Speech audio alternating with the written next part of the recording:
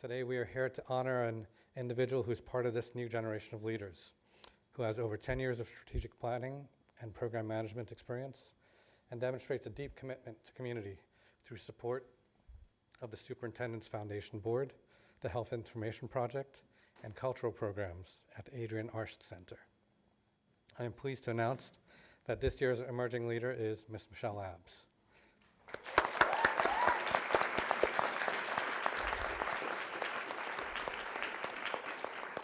I'm as excited as you are to hear her speak about the power of paradox, or the power in a paradox, to be sure. But I'm going to give you a few more minutes of her exciting background, because it kind of blew us away, and it'll blow you away too. Michelle has worked in education, nonprofit, and for-profit sectors already, at ventures across Miami.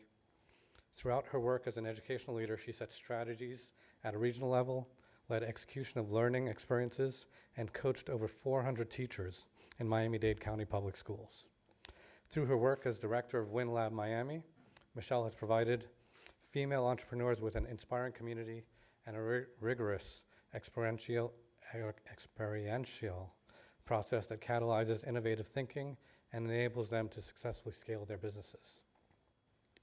As Natalie Castellanos noted, and I want to thank Natalie for bringing Michelle to our attention, in her nomination of Michelle is a leader of leaders. Regardless of the role she plays, Michelle's personal characteristics are what make her stand out most. She is a powerhouse community builder, compassionate and kind, fun with infectious positive energy, and weaves a sense of social accountability and purpose into everything she does. It is an honor to be her friend and to witness as she develops professionally and makes her mark as a local leader. This recognition symbolizes the aspiration to transcendent leadership by engaging with society to create solutions in a tangible and practical ways and build a better world, as Michelle is already doing. And I have no doubt will continue to do for many years to come. At this time, it is my honor on behalf of the Center for Leadership, the Florida International University, and the Alva H. and Wileen P. Chapman Foundation to present the 2018 Emerging Leader Award to Ms. Michelle Abbs. Please join me in congratulating Michelle.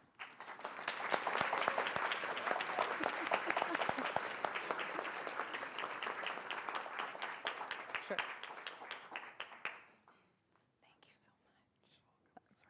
Thank you so much. That's really good. Thank you so much. Switcheroo.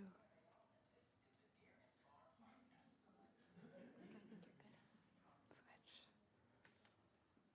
All right, hopefully this will be engaging enough that we don't need to turn on another podcast. But no promises. I've got a lot to live up to. I think Dr. Hiller was right. This is a really fun energy that we have in the crowd. So we want to keep that momentum going. Thank you all so much for being here. Thank you so much for the kind words. And speaking about transcendental leadership at lunch today, it's quite an honor to know that I'm emerging into close to that path. So appreciate the kind words from everyone, and especially Natalie for nominating me and allowing me to be here today. So as some of you may know, the description of me before today called me an educator at heart, which is something I fully embrace. So as any good educator does, in planning for today, I started with my outcomes first. So I figured I would just share those with you so we're all on the same page here. So what do I hope to achieve? Well, I'm presenting three distinct paradoxes, one in leadership, one on gender, and one on Miami. So I do hope to evoke some critical thought for you all, maybe share an insight, a reflection that you hadn't previously thought about. So feel free to furrow your brow, the perplexed looks, head nods, right? Show me that we're on track with that. I also hope to share some wit and some charm with you guys. So if at any point you feel so moved, give a hearty knee slap. If a joke happens, get into it. Feel free to engage. I want this to be an enjoyable afternoon. And finally, I hope that something of what is shared today will move you to action. So whether it's tweeting something, we've got our hashtags, right, FIU social media team, whether it's signing up for a class to learn more, whether it's investing in a female entrepreneur, feel free to grab your pens, your iPads, or phones and gear up to take action. All right, so now that we know what I'm going for here, Let's jump into it. So I wanted to start off by sharing the quote that not only inspired the lecture today, but has really shaped my leadership since hearing it about 6 years ago. So F. Scott Fitzgerald, whom is a very famous author, wrote The Great Gatsby. You all may know him. He said, "The test of first-rate intelligence is the ability to hold two opposed ideas in mind at the same time and still retain the ability to function." I love this quote, but apparently I struggle retaining the ability to function when memorizing quotes. So friends that are in the audience, by the way, thank you all so much for coming and supporting me. I appreciate that. But if you've ever heard me say this quote to you, I've likely messed up F. Scott Fitzgerald's words, and these are my words. I usually paraphrase this and say, the true marker of a genius is one who can hold two opposing ideas in balance. And that's a paradox. That's a contradiction. And I personally think that's a beautiful thing. In fact, I've seen some of the greatest challenges solved in educational inequity or in gender stereotypes. It's been in the moments when we've embraced that contradiction. Instead of being divided by difference, we've come together and we've found a balance with those things. And that's what today is about. In my humble opinion, I think that with a bit more room for embracing paradoxes, contradictions, or opposing ideas, that we'd be a lot closer to peace in this nation and in this world. But I gotta back up and explain a little bit more about why paradoxes draw me in so much. And it's because since being a little girl, I felt that I was a contradiction. And the reason for that are these two lovely people. Don't make me cry, Dad.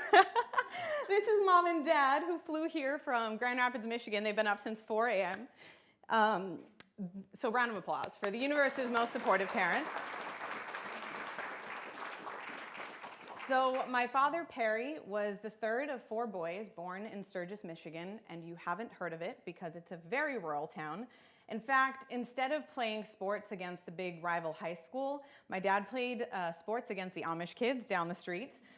He was, in essence, a country boy, right, Dad? We have to admit it. But he was gifted and smart, and he had big dreams for his future.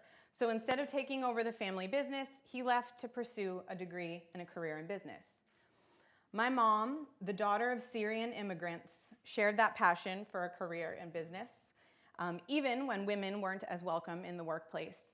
Her parents, my Tete and Jiddo, who are in this photo here, were entrepreneurs in every sense of the word. And often my mom was left to help run aspects of the business while also taking care of her younger siblings. So when my parents met each other, though they shared these ambitions and a vision for a family, they were certainly from different sides of the tracks. I mean, imagine a small town deer hunting family welcoming in some olive-colored skin, thick eyebrowed woman. And I'm so glad that thick eyebrows are back in. Imagine a fiercely proud 100% Syrian bloodline welcoming in some good old American boy to their belly dancing drum circles on Christmas. My parents were a contradiction, a beautiful fusion of cultural differences that I can see clearly now, but this little 6-year-old, when I went to school with my Mickey Mouse t-shirt to a 99% Dutch Anglo-German population, that just felt like not fitting in. And I believe it was because of this and my parents' desire to broaden both my brother and I's perspective of the world that I grew up with a lot of curiosity. I was constantly processing what I was seeing and trying to make sense of the world around me, always drawn to understanding why differences existed. The most stark contradiction that holds a direct tie to why I stand before you today is this fence. This is the fence in my backyard, and me being incredibly helpful with my plastic lawnmower, right? The house that I grew up in was on the municipal line between the suburb of East Grand Rapids and Greater Grand Rapids. My parents worked really hard to save enough money to be sure that we lived within the boundaries of East Grand Rapids because they knew that that high school graduated 95% of the students, with the vast majority going on to college. Before high school, I went to an elementary called Wealthy. The street cutting through our town is called Wealthy Street. Before that word showed up on a vocab list and I had an understanding of what it really meant, it was just a place to me. But I was surrounded by wealth on one side of my street.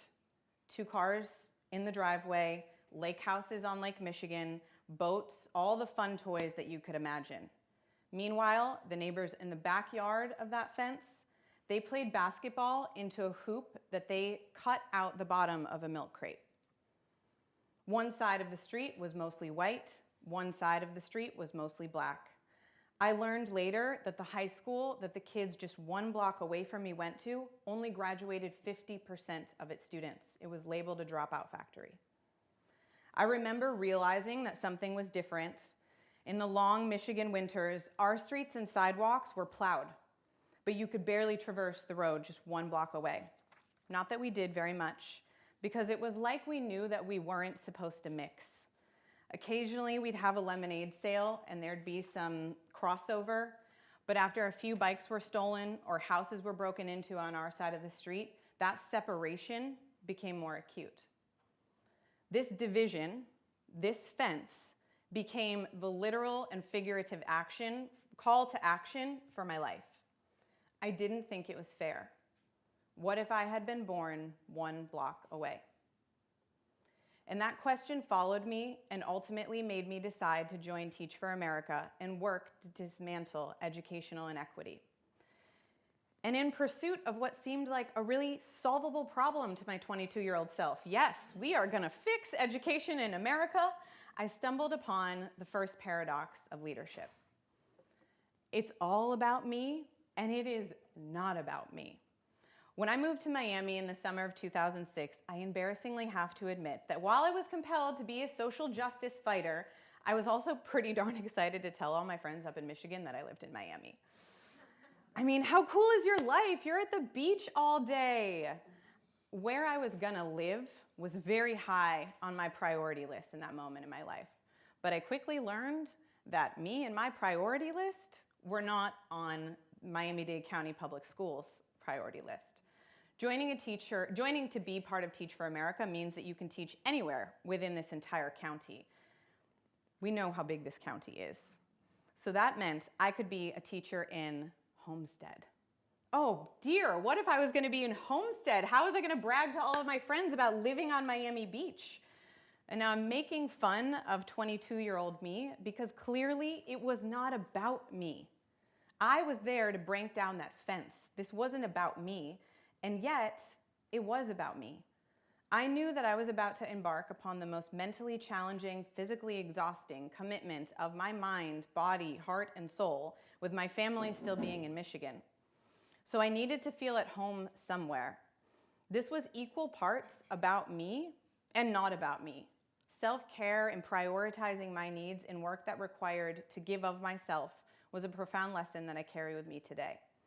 Ultimately, I taught in Overtown and later moved on to Liberty City, where I took on an innovative position called Instructional Dean at Miami Northwestern Senior High School, where I'd run into this same paradox in a different context. So part of the role there allowed me to build this incredible relationship and collaboration with Mr. Wallace Aristide, who is the principal of Miami Northwestern. I knew the challenges of the school. It had been an F or a D since the inception of grading Miami schools. I did a Google search and found articles on this powerhouse football team and poor academics. In fact, when you go to Wikipedia, 90% of the copy on that page was devoted to football accolades. I told Mr. Aristide they were gonna have to rewrite this page because of what we were gonna do at the school over the next year. We were gonna be a school that was more proud of our academic achievements. And all of a sudden, this became our slogan, our vision, our North Star. We were writing a new future. All of a sudden, banners were hung all over the hallways, write the future, and we started each staff meeting with this vision. That was me. That was my idea. I helped shape the vision of our school. And in 1 year's time, we went from being an F to a B, and the very next year, we achieved the historic A ranking for the first time ever in school history.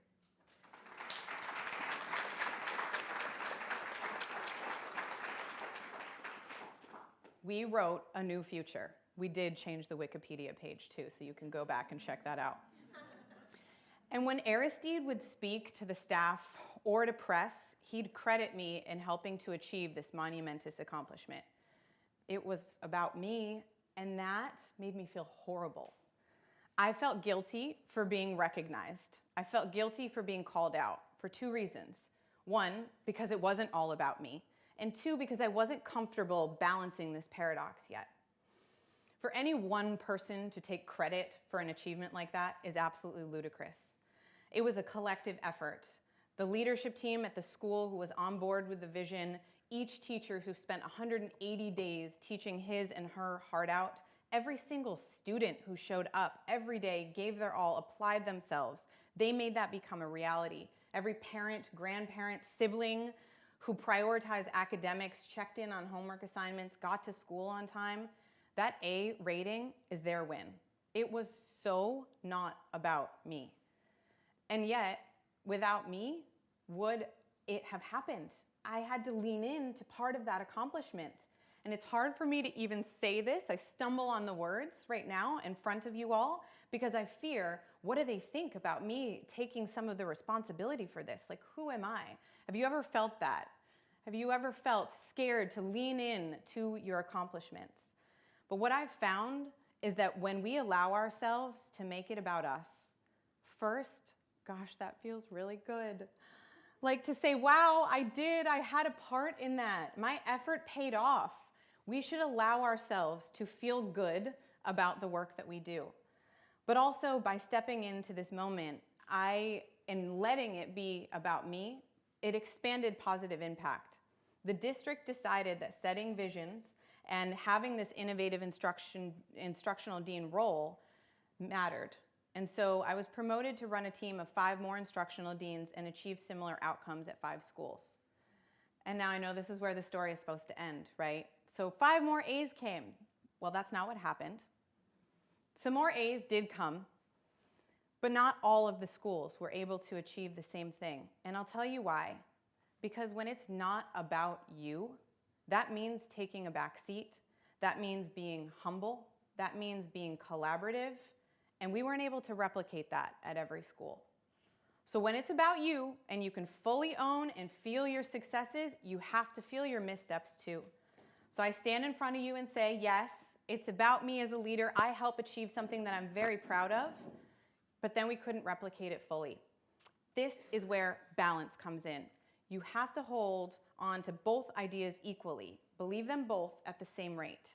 So on the it's about me side, I can't embrace that too far and say, wow, I'm the ish, right? Like everybody follow me, I know what to do. Or on the other side of that, say I failed miserably and I'll never do anything again. On the it's not about me side, I can't skew too far in that direction and say, I don't have anything valuable to give, so I'll sit in the background. Or to externalize all of the things outside of you and not take personal responsibility. If it's skewed either way in either one direction, you can see negative impacts.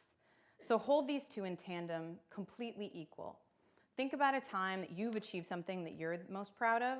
Who enabled you to achieve that? It wasn't all about you, so who else was it about? Or think about a time when you were part of a group, and as a group you met an outcome or realized something. What was your role? It was about you. How did you contribute? So if we can hold both of these ideas in tandem, you are the leader and you are the follower, we will achieve much more together. Moving on to the second paradox about gender. So before I share this paradox about gender, when I say the word gender, how many of you in your mind are going, okay, now's the time in the talk when she's going to talk about women, it's female time. Raise your hand, it's okay, it's okay. Raise your hand. Only a couple? Well, you're right and you're wrong, equal parts, balanced. It's about women and it's not about women. So I actually figured a lot more of you would say that, yes, I think gender, we're going to talk about women now, because that's commonly how it shows up. So I thought we'd start by defining some key terms. So sex is biologically determined. It's our chromosomes, male, female. Whereas gender is social and cultural expectations that are associated with your sex. It's sort of what's between the ears, right? Gender identity is a person's sense of oneself, where identity is fluid and people can choose. So when I say we're going to move on to the paradox on gender, I actually mean the full spectrum of those cultural and social expectations that are laid upon men and women. not it's time to talk about women's issues or being the sex of a woman.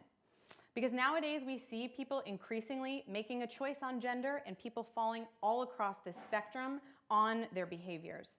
We're also beginning to see bathrooms that don't define sex, people opting into the pronoun of their choice, and a movement for transgender rights.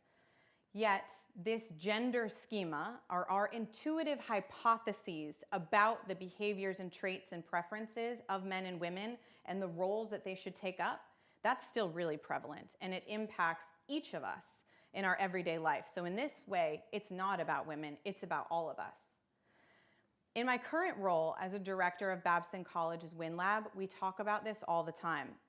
WIN stands for Women Innovating Now, and it's an accelerator program to help grow and scale the businesses of female founders. Many people know Babson College because they've heard that it's ranked the #1 school for entrepreneurial education by US News and World Report for 25 years. But the stat that I'm actually very proud of is that Babson was the first premier business college to have a center dedicated to women. And that's who I work for, the Center for Women's Entrepreneurial Leadership. People often ask me, why call out women, Michelle? Aren't you just making it worse when you separate them? And my response is, because it's all about women, thus the paradox. So Babson publishes some of the research at the forefront of entrepreneurship, specifically the Global Entrepreneurship Monitor, or GEM for short. The GEM report findings constantly show a difference between men and women in entrepreneurship.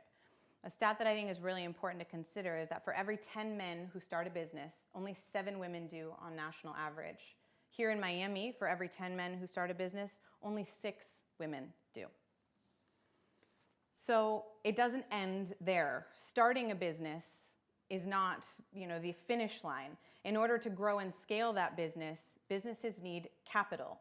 So fewer females starting from the beginning, and then what we see is that only 15% of companies receiving venture capital investments have a woman on their executive team, and only 3% of those women hold the title of CEO. Here, we're clearly on the side of the paradox where it's about women. What we know is that it's much harder for women to get access to capital and to scale their business.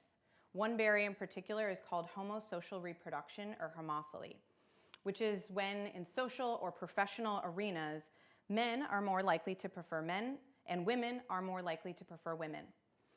Research shows that this creates a significant barrier for women in their access to capital, partly because there's just a trend to prefer your same sex, but another part of this is because the vast majority of investors are men. In fact, only 24% of angel investors are women, and angel investments are the smaller checks that get written early in the earliest stages of business. They're vital to growing and scaling businesses. And only 8% of VC firms have a female partner. And venture capital, or VC, comes in later stage. That's Series A, B, C rounds that are huge checks that are written. In fact, hundreds of billions of dollars in checks are written every year, and only 2.7% of that money goes to women. So in this case, it's very much about women, right? As women, we also experience this double bind effect every single day, meaning that we are caught between a masculine and a feminine role model of leadership. If a woman expresses too much power in her leadership, well, she's not nice enough. There's even a word that starts with a B that we get referred to often, don't we? But if we're too nice, then we're viewed as weak. A number of studies have shown that this shows up in all areas, including politics, management, corporate leadership.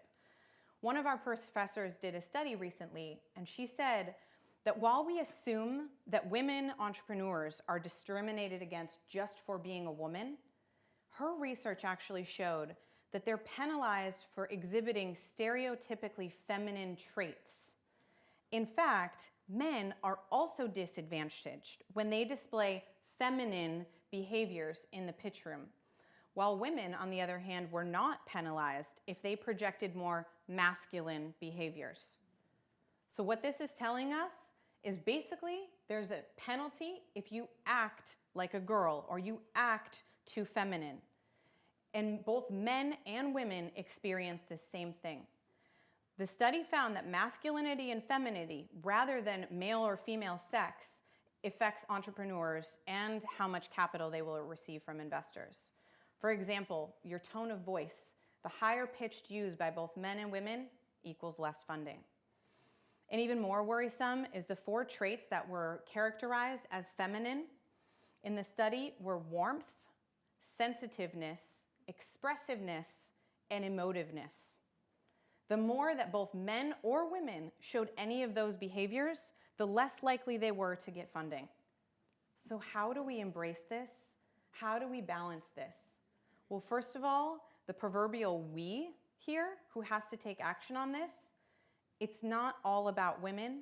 Men, we need you as allies too. This discrimination is real. You saw the numbers.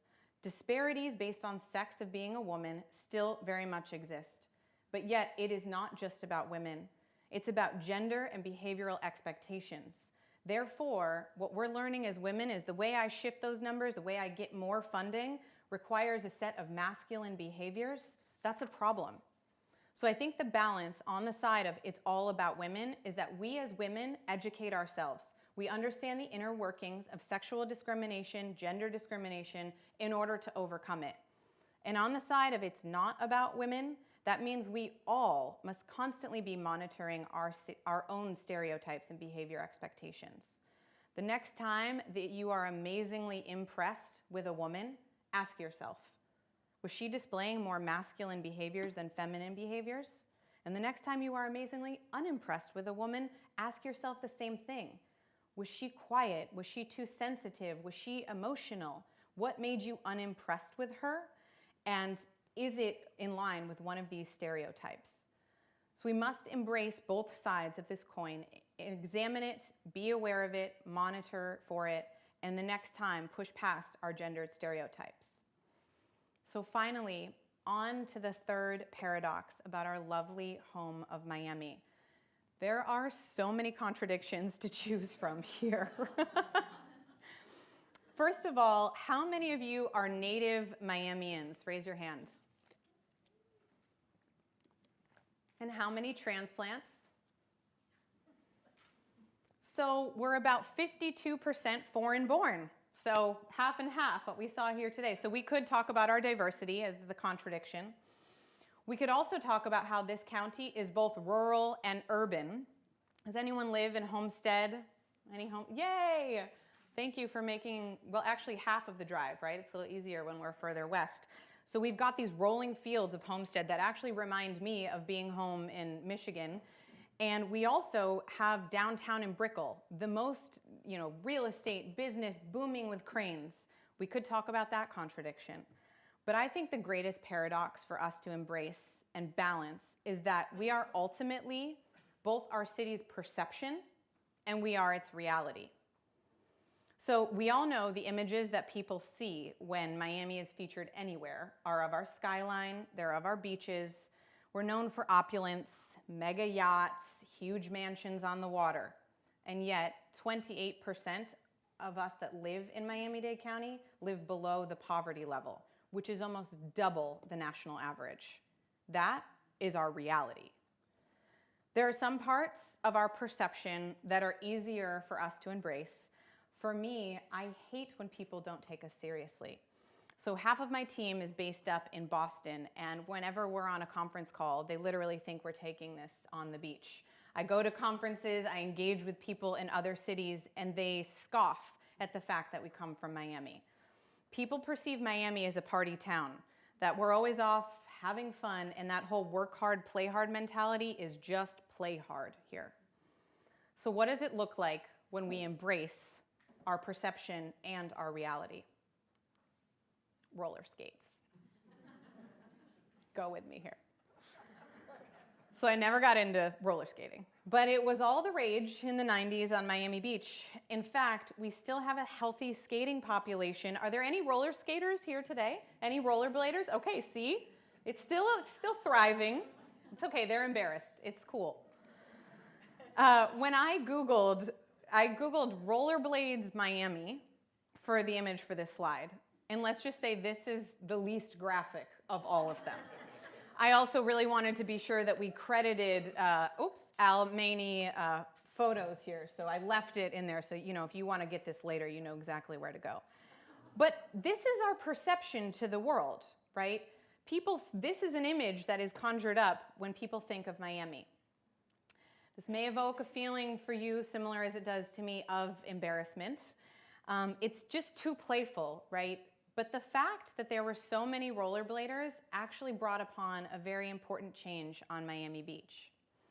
So the first ATM came to Miami Beach as a solution to bank employees being annoyed with the overwhelming amount of rollerblading customers. I mean, how could they serve these customers? They wanted to still do that, but they wanted them to not track their rollerblade dirt, or maybe it had something to do with the short shorts, I don't know. Nonetheless, they were looking for a solution, and they decided to install the first ATM in Florida. At this time in the early 90s, ATMs were a new technology, and banks weren't really sure if they were safe or if they were going to stick. So it was a real risk at that time. The moral of the story is, if we weren't this playful beach location, we wouldn't have been in a position to be such trailblazers in banking technology. So what other elements of our perception can be leveraged? Can the things that we cringe about the perception of our city, be part of the solutions? After all, we know that we are much bigger than Club Live or much bigger than the most plastic surgeons per capita, but that also is our reality. In fact, on the side of our reality, we host one of the largest international book fairs happening right now, right? That brings over 300 authors from across the globe. And Michael, this is your stat, I looked this up. We are number 4 on Amazon's most purchased book list per capita. So we read in Miami, contrary to our perception. We host Art Basel, which has become a cultural phenomenon, bringing world-famous celebrities and icons, attracting almost 100,000 visitors each year. Many people know that the Kauffman Foundation ranked us number 1 in startup activity. We have the largest passenger port in the world. We are the only city to be surrounded by national parks on both ends, the Everglades and Biscayne National Park. This is our reality, but it's not always the perception that we're known for. So how do we balance both? So I encourage you to find those rollerblade moments, embrace our pink flamingos, those things that previously made your skin crawl. How can you balance those and allow those to be part of what makes us most proud of Greater Miami? How can we use these elements of how we're perceived to allow us to innovate, to find the solutions just like the bank on Miami Beach did? So I'll leave you with one last thought. I ask you the next time that you are faced with opposing ideas, differing opinions, contradictions, they may even have colors associated with them, like red and blue, for example. Push yourself to understand both. Listen to both. Embrace both equally. Because if you can, then you can live up to F. Scott Fitzgerald's definition. You can tell your friends that you have first-rate intelligence. Or if you want to use my definition, then you can label yourself as a genius. And then, maybe just then, we can realize our full power in a paradox and live in a world of more peace. Thank you.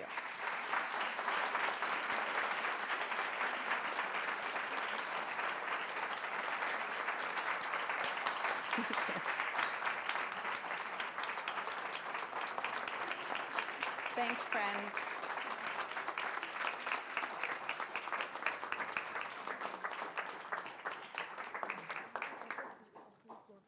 Okay. So we don't want to go home yet. So do you guys want to ask me any questions? We have a little more time if there are questions. We've got a couple mics. Yes.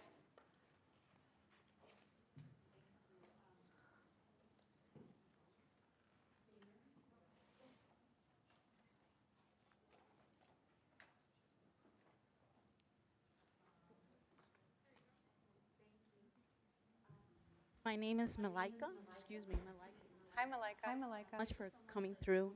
I've been raised here all my life since I was 2 years old. 1968 is when I came through Cuba, and I have a movement called Save It. It started off with the salvaging of Coconut Grove Playhouse. I've seen the trajectory of Miami, and I'm sorry for the perception versus the reality, but it's not 28%, it's 58% of, and if it's grown, of underprivileged working class, and that means 2 to 3 jobs. We're having a situation of gentrification going on where our communities are not together. They're making it one, but we're not together. So, it's like, what are we going to do about this? Because I say take it, I'm a revolutionary type of person, and I say take it to the streets because we are having a global list, people coming through, with all these high rises that are attracting human trafficking, pornography, and this is the reality we're living here in Miami. So I just wanted to point that out, but I thank you so much for your points of view because it is very positive, so I have it in my mind. Thank you. Thank you. Thank you.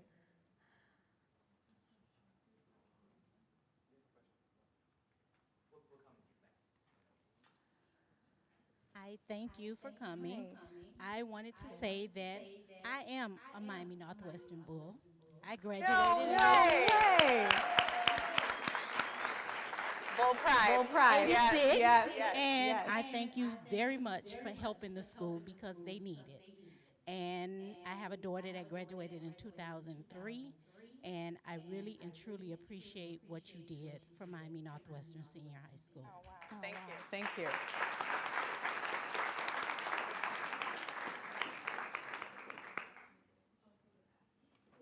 I'm Daniela Sala.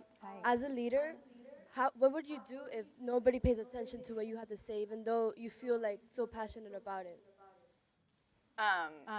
Yeah, so this is where I feel like embracing a paradox is really important. So half of the time, I will bang on a table and demand to be listened to. And half of the time, and people are laughing because I've actually told this story of banging on a table before. And the other half of the time, I think there is a more timidness. And I think this is where the embracing of paradoxes within yourself is really important. So to acknowledge that both inside of me, I have this incredibly confident woman who is on fire, and I have this really doubting, questioning voice inside me at the same time. So if I feel like I'm in a situation where someone is not listening, it's usually just my own perception of that, right? That I am listening to the side of my brain that is doubting and questioning me versus being that confident person. But I also think that there are times when people are just not ready to listen, unfortunately. And I think if you keep showing up and you keep finding new ways around how to share your message with that person, that's where you can move the needle, I think. Yeah.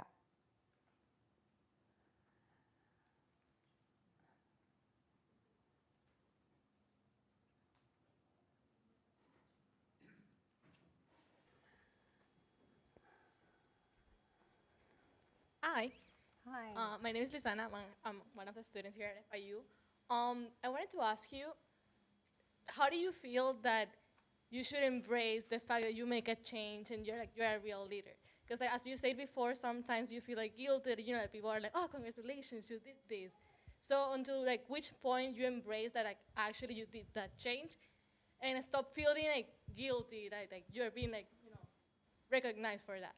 Yeah, that's a great question because it's really hard. And actually, there's a lot of research around how men and women embrace accomplishments differently. Women are much more likely to sort of diffuse that and it was a team effort, and to not fully stand into it, which is part of why I chose that paradox today, to say also to all of us women to step in to those accomplishments. That's a really hard question though, because I actually think that if it's important to sort of own those moments, but if you're too grandiose and you're too I did this, then you're really going to turn people off, and you're not going to be able to collaborate with a broader group of people, because I only have seen these, really big accomplishments happen in the times that we've achieved something. It's always been a we, right? I've been able to play a role, and other leaders are all playing their roles, but it's always been a we. So I think, the advice is like, step into it now, but don't step into it so loud that people are really turned off by you, right? So that's the balance. Like, it's about me. I did this, and I'm not gonna, be too aggressive with sharing this to turn people off.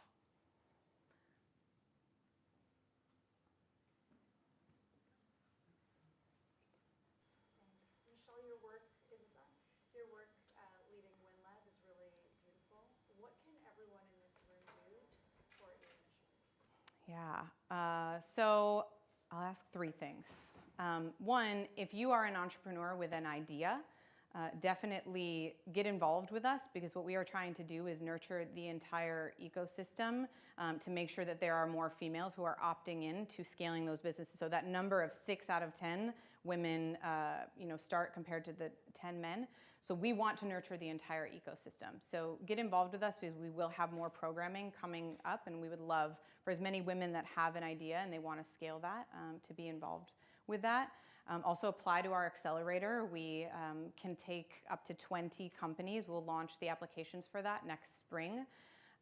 But the thing I would ask for the entire group is, if you are in a position to mentor, to invest in, to work with women entrepreneurs, do it.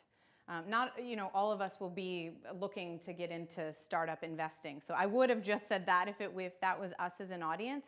But for the rest of us that can mentor, that can collaborate, that can work with women, we need to see more women role models and more women who are at the levels that aspire and inspire us younger emerging leaders.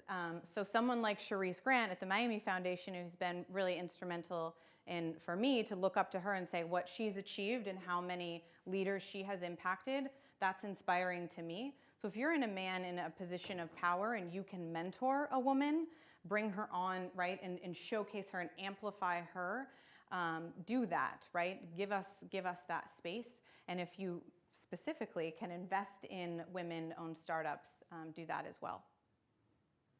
Yes, Myra. Thank you, Michelle, for being with us today. Earlier today we were speaking, and you gave 2 things, and I think it's shifting back the responsibility onto us, which was, and I was wondering if you could elaborate. You said, know what you want, and don't be afraid to ask for it.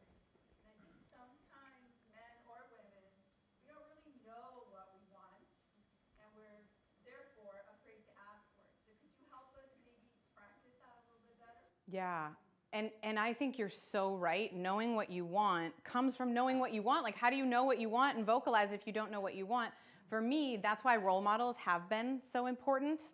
So I can look at other women where they are in their career and say, I want to achieve that too. I want to have that impact on that many lives. So that helps me crystallize what I want. Right? If I look at the impact that someone else has had and say, then I can look at, also the trajectory and say, okay, how do you get there? If you want to impact so many lives positively in this world, who's already doing that? How do you get there? So I think that's the harder thing, because knowing what you want is hard to maneuver. But once you're clear on what that is, it actually becomes a lot easier to ask for it. To be able to say, I know that I want to be at this level. I know that I want, a House of Representatives seat in Florida. So I know that that's clear. Now I can look at someone like Vance. What did he do to achieve that? How do I speak that into existence? How do I ask for that? But I think that there is an incredible power, because what I've seen in Miami is that we're actually a very collaborative group of people. There are people who run accelerators who do almost the exact same work that I do that are so supportive. We are very supportive of each other. We are very collaborative. And so asking for what you want, people want to help each other and they want to help collaborate. So they will find a way to help deliver on that thing. So I do think there's a power in just, once you're clear and crystallize that idea based on that role model, then saying it. We're going to take one last question.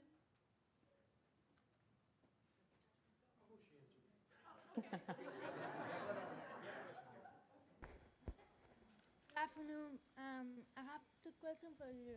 My first question is, what we need to do to change women? Oh, I'm sorry. I'm sorry. My first question is, what we need to do to change women paradox in the society?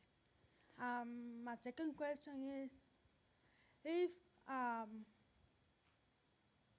we want a higher position in film, government, or any other job, what we need to do?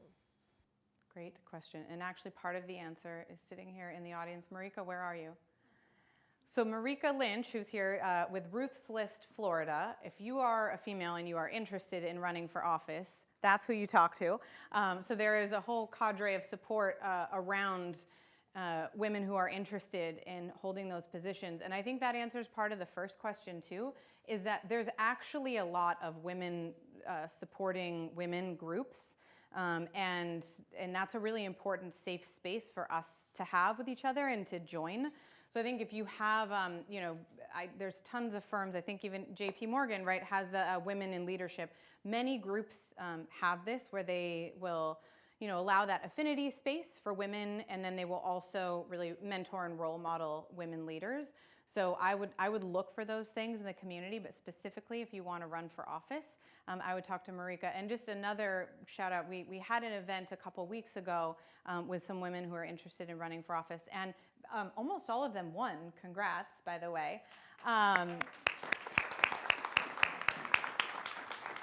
But I think the other thing we talked about is that after over 100 women were elected into Congress last week, people were referring to this as like the year of the female, right? Or we're hashtagging the future is female. And I think that makes us a trend, or like some, just for the moment, it's, women, it's time. So I think like move away from hashtagging us as something as like that we're just a year. No, we're not a year, right? We're here for a while. We're not going away. So I think moving into a place where we embrace that is really important. Yeah. Great.